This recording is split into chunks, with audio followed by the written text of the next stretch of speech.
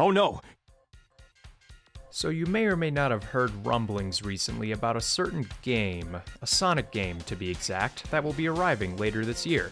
It makes a grand return to the classic 2D Sonic style of play that thousands of Sonic fans, myself included, have been clamoring for years, ever since Sonic Mania blew everyone's minds back in 2017. To say that I'm excited for Sonic Superstars would be like saying that I need to inhale oxygen into my lungs in order to stay alive. I've been arguing since the days of Sonic Mania about how much potential there is in creating a completely original modern 2D Sonic game. Yes, technically, Sonic Mania was a completely original take on classic 2D Sonic, but around 75% of its stages were heavily inspired by old 2D Sonic stages. Heck, some you could argue were pretty much ripped straight from the originals, but with a fresh coat of paint. This left a very bad taste in my mouth that I've carried with me for years, and it's almost cathartic to see that finally, after 6 long years, we might actually be getting the very Sonic project that I've only dreamed about, except this time with the added element of it being in 3D. So, will Sonic Superstars rise to the occasion and become the next classic 2D Sonic game, or will it collapse under the weight of its own hype? Here's the thing, none of that matters right now. Because we're not talking about Sonic Superstars, are we? We're talking about what is possibly one of the best Sonic games ever made. And that, my friends, would be Sonic Blast for the Sega Game Gear. If you fancy yourself to be something of a masochist, then you better steer clear of Sonic Blast because unfortunately, you will be doing the opposite of vomiting when you pop this title in. This is classic 2D Sonic through and through, and much like Sonic Mania, it adds its own innovative spin to the formula by making Sonic into a cardboard cutout. And I love how it's yet again another Sonic game that opens with Green Hill Zone. Ugh, you guys, Sonic Team was so smart here. They figured, why create an original first stage when we could just beat the same dead horse for decades? Ugh, so smart, so wise. Yeah, duh, I loved it. So painful, and therefore so pleasurable.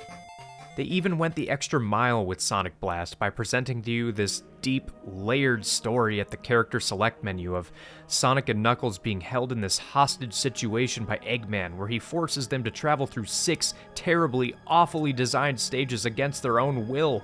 It's obvious if you were paying close attention to the plot that Sonic and Knuckles are being held in a simulation by Eggman, where the graphics are made intentionally hard to stomach, and their ability to control their own movements in a smooth and acceptable manner are made void in order to torture them horribly. Ugh, Eggman, you sick f***. This story really demonstrates the absolute cruelty that Eggman is capable of, and it really just fleshes out his character in such a provocative way and shows how evil he really is. Man, talk about multi-dimensional storytelling. I just love the little details they added in of Sonic getting easily stuck in certain parts of a stage, really just highlighting how full of traps this simulation is and how bad a situation it is for Sonic. Another trap Sonic runs into are these giant rings that teleport him to a land where he is forced to run forward and collect rings for seemingly an eternity. Talk about raising the stakes for our hero. And in the background you can hear this faint, distorted music that makes your ears bleed, further adding to the torture Sonic is experiencing here. The boys at Sonic Team who made this were absolute geniuses. They made this entire game intentionally bad in order to set this massive obstacle for the player to get through and to motivate them to see it through to the very end. Oh no, now we're reaching the upper layers of the simulation and Eggman is playing his trump card. He's forcing Sonic to navigate this excruciating pipe maze that's so awful it breaks Sonic down psychologically by forcing him to face his greatest fear: water.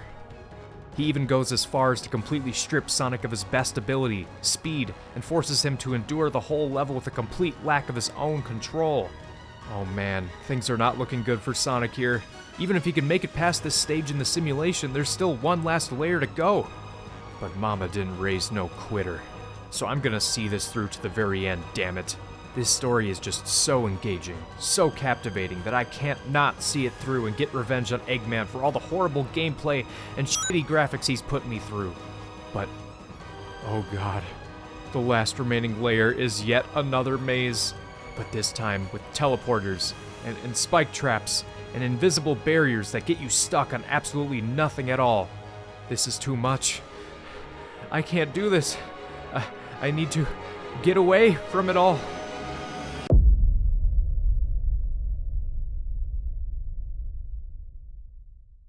Tragically, because Eggman Simulation was so hard to get through, the controls were so broken they could not be tolerated any longer, the levels were so poorly laid out and aimless, and staring at Sonic's simulation model kept making me want to puke, this entire experience was made so intentionally bad that I simply could not finish it. I simply was not strong enough. I wasn't strong enough to handle an experience this good, this layered, and with a plot that carried this much emotional weight. To anybody that was able to finish it, you have my eternal respect. You had the privilege of finishing out a gaming experience that can only be described as mythic. Maybe one day I'll finally complete Sonic Blast, but for now, my IQ just simply isn't high enough. I guess I'll go back to playing Sonic Mania for now, where I can find safety and comfort in its flawless presentation and actually good level design. Thank you, Sonic Blast, for allowing me to experience you. One day, I swear to you, one day I'll be back, and I'll finish you for good, and finally achieve true enlightenment. Fuck that, this game sucked!